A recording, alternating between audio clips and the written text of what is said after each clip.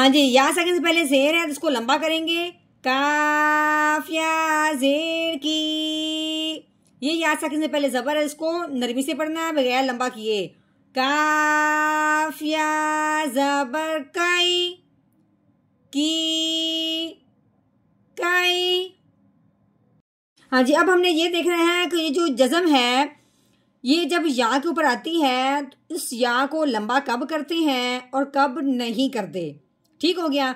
अब देखिए ये जो जज़म बनी हुई है, ये जो दालनुमा बनी हुई है, इसको जज़म कहते हैं। ये जज़म जिस हरफ के ऊपर आती है उस हरफ को साकिन कहते हैं। अब ये जज़म आई है या के ऊपर, जिसका नाम हो गया या साकिन। ये जज़म जिसके भी ऊपर आती है ना, कहते हैं तो उसको साकिन है। और साकिन हरफ जो होता है वो पिछले वाले को अपने साथ मिलाता भी है। ये बात तो हर साकिन हरफ पे है, लेकिन जब साकिन हो या हरफ, या साकिन हो, उसका कायदा अलहदा हो जाता है। क्यों? अब ये बात समझ नहीं है आपने कि या साकिन हो यानी कि जज़म या के ऊपर हो और उससे पहले हरफ के नीचे जेर आ जाए। जैसे कि अब या के ऊपर जज़म है, अब उससे पीछे हरफ काफ है, उसके नीचे क्या आ गई? जेर। तो फिर हमने क्या करना है, पहले तो हमने काफ को या के साथ मिलाना है, क्योंकि जज़म वाला हरफ पिछले हरफ को मिलाएगा। फिर उसके साथ हमने इसको एक अलीफ के बराबर लंबा भी करना है, क्योंकि ये कायदा है या साकिन का कि या साकिन हो और उससे पहले हरफ के नीचे जेर हो तो उसे हमने एक अलिफ के बराबर लंबा करना है। ठीक है। अब यही बात आगे देखनी है कि ये देखिए ये जज़म या के ऊपर है तो ये या साकिन है, तो पिछले वाले को हमने अपने साथ मिलाना भी है साकिन वाले हरफ के साथ। लेकिन या साकिन हो उससे पहले हरफ पे जबर आ जाए।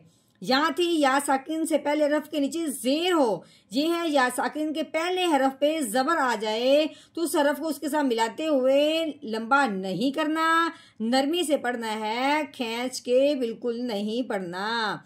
ठीक है। अब लंबा करना है, काफ या जेर की, एक अलीफ बराबर लंबा कर दिया।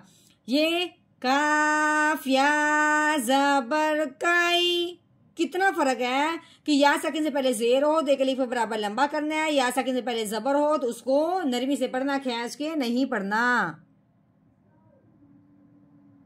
नहमदुहु व नसल्ली अला रसूलिहिल करीम, अम्मा बाद फ़अऊज़ु बिल्लाहि मिनश्शैतानिर रजीम, बिस्मिल्लाहिर रहमानिर रहीम।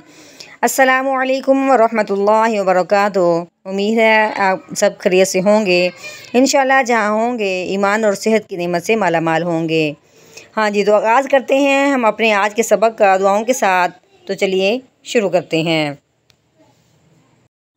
अल्लाहुम्मा सल्ली अला सय्यिदिना व मौलाना मुहम्मदिन व अला आलि सय्यिदिना व मौलाना मुहम्मदिन व बारिक व सल्लिम। रब्बि इश्रह ली सदरी व यस्सिर ली अमरी वहलुल उक़दतम मिन लिसानी यफ़क़हू क़ौली। Rabbi ज़िदना इल्मा, rabbi ज़िदना इल्मा, rabbi ज़िदना इल्मा। अऊज़ु बिल्लाहि मिनश शैतानिर रजीम, बिस्मिल्लाहिर रहमानिर रहीम। हाँ जी, ये वाओ के ऊपर जो 3 दंदों वाली लगी हुई है इसको शद कहते हैं। शद वाला जो हरफ होता है वो पिछले वाले हरफ को अपने साथ मिलाता है, लेकिन इस वाओ से पहले आयत मुकम्मल हो चुकी है, ये इस वाओ से ही आयत शुरू हो रही है। तो अगर इस तरह हो कि इससे पहले कोई हरफ ना हो लेकिन वाओ के ऊपर क्या हो, शद हो, तो फिर हमने उस पिछले वाले हरफ को देखे बगैर इसको, इसके जो ऊपर जबर हो, जेर हो, पेश हो, बस वो पढ़ देनी है। जो शद का अमल होता है वो नहीं करना। अब हम इसको कैसे पढ़ेंगे? वाओ जबर वा, बस अब शद नहीं पढ़ेंगे, सिर्फ हम वाओ के ऊपर जो जबर लगी हुई वो ही पढ़ेंगे। आगे देखते हैं। आगे ये अलिफ है, अलिफ के ऊपर जो लगी हुई जबर है। ठीक है। अलिफ के ऊपर जबर हो, अलिफ के नीचे जेर आ जाए, अलिफ के ऊपर फिर पेश आ जाए, तो उस अलिफ को अलिफ नहीं पढ़ते, उस अलिफ को हमजा पढ़ते हैं। तो अब कैसे पढ़ेंगे? हमजा जबर आ, वा आ। ठीक हो गया। आगे देखें, ये काफ है, काफ के नीचे क्या लगी हुई है? जेर लगी हुई है। आगे ये या है। ठीक है। या के ऊपर ये दालनुमा बनी हुई है, इसको कहते हैं जज़म। ये जज़म जिस हरफ के ऊपर आती है उस हरफ को साकिन कहते हैं। अब ये जज़म आई है या के ऊपर, जिसका नाम हो गया या साकिन। ठीक हो गया। हाँ जी, या जब हो या साकिन तो उसका कायदा थोड़ा अलग होता है। जब भी या साकिन हो तो उस पर ध्यान किया जाता है कि उससे पिछले हरफ पे कौन सा अराब है, यानी कि ज़बर है, ज़ेर है या पेश है। अगर या साकिन हो उससे पहले ज़ेर हो तो उस पिछले वाले हरफ को उस या साकिन के साथ मिलाते हुए एक अलिफ के बराबर लंबा करते हैं, क्योंकि जो या साकिन हो या कोई भी हरफ साकिन हो वो पिछले वाले को अपने साथ मिलाता तो है ही है, लेकिन जब या साकिन से पहले ज़ेर आ जाए तो फिर मिलाने के साथ साथ एक अलिफ के बराबर लंबा भी करते हैं। अब हम कैसे पढ़ेंगे? काफ या ज़ेर की वा की। हाँ, ये दाल है, दाल के ऊपर क्या लगी हुई है? पेश लगी हुई है। तो कैसे पढ़ेंगे? दाल पेश दो वा की दो। ठीक हो गया। हाँ जी, आगे ये काफ है, काफ के ऊपर जो लगी हुई है इसको जबर कहते हैं। आगे ये या के ऊपर आ गई जज़म, तो अब फिर या साकिन हो गया। हमने क्या पढ़ा था कि या साकिन हो तो वहां पे ध्यान करना है उससे पिछले हरफ पे कौन सा अराब है, जबर है, जेर है या पेश है। पीछे हमने पढ़ा था कि या साकिन से पहले जेर थी। ठीक है, तो हमने क्या किया? एक अलिफ के बराबर लंबा किया। यहाँ हमने देखा कि या साकिन से पहले जबर है, या साकिन हो और उससे पहले हरफ पे जबर आ जाए फिर उसको क्या कहते हैं? लीन कहते हैं। लीन का मतलब क्या है कि लफ्ज को हमने नरमी से पढ़ना है, खींच के बिल्कुल नहीं पढ़ना। अब हमने क्या करना है? काफ को या साकिन के साथ मिलाना है, वो भी नरमी से, बगैर लंबा किए। तो कैसे पढ़ेंगे?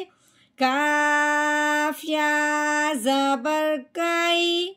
कैसे? कई। हाँ जी, ये दाल, दाल के ऊपर क्या लगेगी? दो जबर। दो जबर हो या दो जेर हो या दो पेश हो उसको तनवीन ही कहते हैं। तनवीन का मतलब होता है कि लफ्ज को पढ़ते वक्त अगले हरफ पे ध्यान करना कि अगला हरफ कौन सा है, क्योंकि अगला हरफ अगर रुफे हल्की में से आ जाता है तो फिर तनवीन पे गुना नहीं करते। अगर रुफे हल्की में से कोई हरफ ना आए फिर हमने तनवीन पे गुना करना होता है।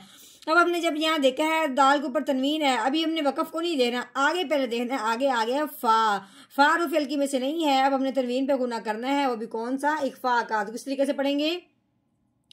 दाल दो जबर दाओ कई दाओ। ठीक हो गया। अब हमने यहाँ पे करना है वकफ। तो वकफ की सूरत में आखिर वाले हरफ पे इस तरह के दो जबर हो यानी कि तनवीन हो तो फिर वकफ की सूरत में एक जबर को हटा देते हैं। एक जबर को क्या करते हैं? हटा देते हैं। पीछे रह जाएगी एक जबर और साथ ही बन गया अलिफ। ठीक है, अलिफ से पहले जब जबर हो तो उसे एक अलिफ के बराबर लंबा करते हैं। तो कैसे पढ़ेंगे?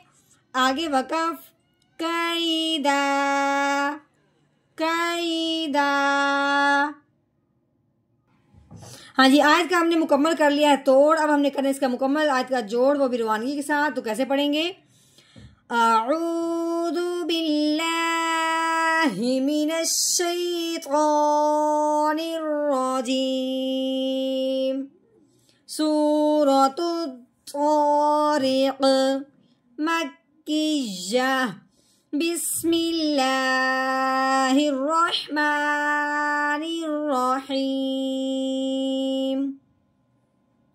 वअकीदु कैदा वअकीदु कैदा।